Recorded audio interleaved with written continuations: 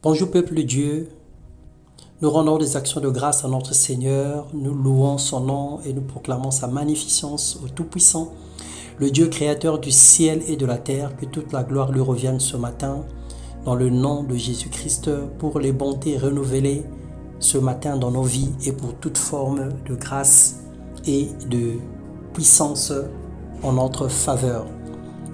Je vous salue dans le nom de Jésus-Christ. Bienvenue dans notre partage quotidien.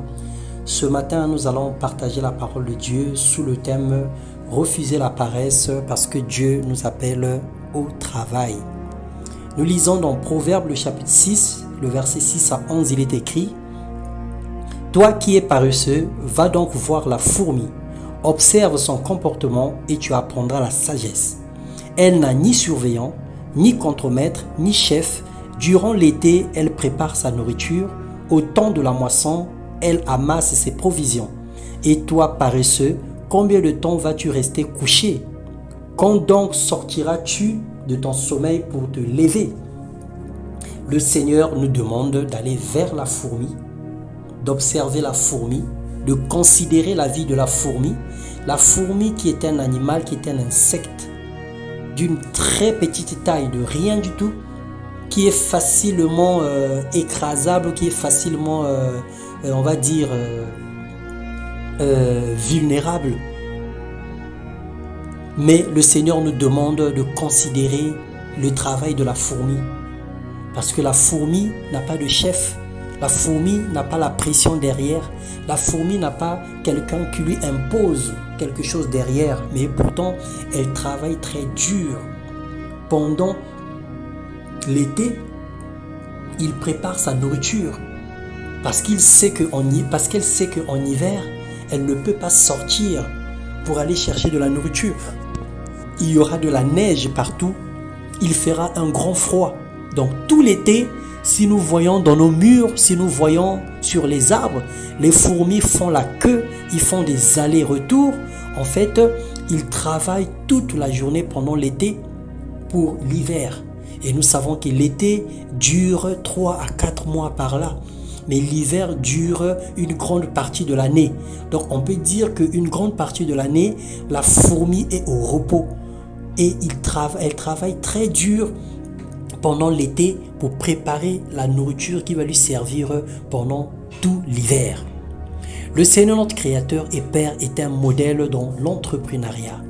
Il a travaillé d'une main joyeuse pendant 6 jours et s'est reposé le 7e jour de ses actions, avec une satisfaction totale.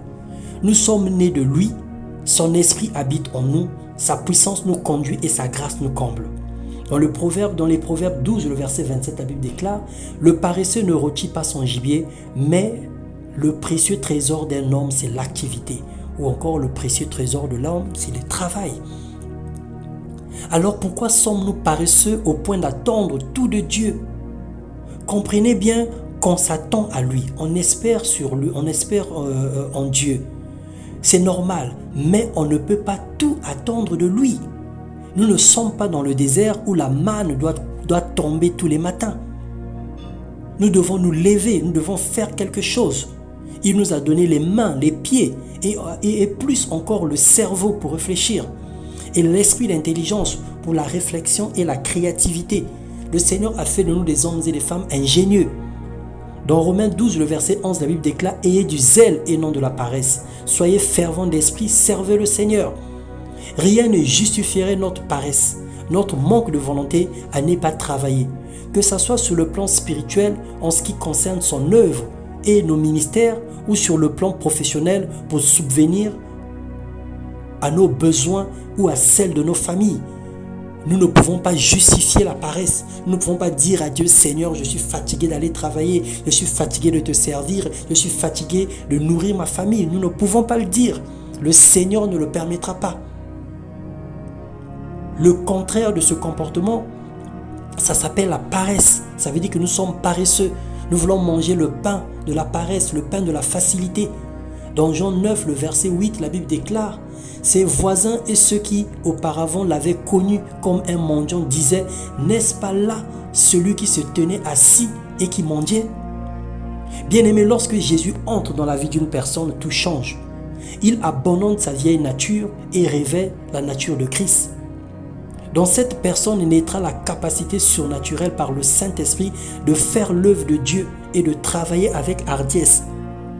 Bartimée, qui ne connaissait pas le Seigneur, qui était aveugle, qui mendiait, lorsque Jésus-Christ est rentré dans son cœur, dans sa vie, la première des choses qu'il avait faites, il avait jeté le manteau qui lui servait de mettre de l'argent et toutes les choses qu'il mendiait.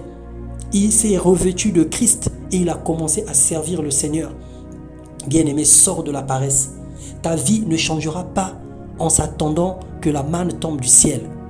Les choses ne s'amélioreront pas dans ta vie en s'attendant que les autres fassent pour toi.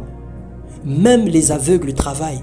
Même les impotents travaillent. Nous connaissons dans nos quartiers, dans nos villes, dans nos pays, nous connaissons des infirmes qui travaillent d'arrache-pied. Nous connaissons des personnes qui n'ont ni main, mais qui travaillent avec leurs pieds. Nous connaissons des personnes qui n'ont pas de pieds, mais qui travaillent tous les jours, qui sont couturiers, cordonniers. Nous connaissons même des aveugles qui travaillent. Il y a toutes sortes de personnes sur la terre avec toute forme d'infirmité. Ce n'est pas pour se moquer de qui que ce soit, mais ces personnes sont parfois remplies de volonté que ceux qui ont 2 pieds et 2 mains, que ceux qui ont 2 yeux. Alors que le Seigneur te donne la capacité de te lever, qu'il illumine nos yeux afin que nous voyions comme lui voit dans le nom puissant de Jésus-Christ et que nous sortions de la paresse. Que le Seigneur nous bénisse et qu'il nous comble de sa grâce. Amen.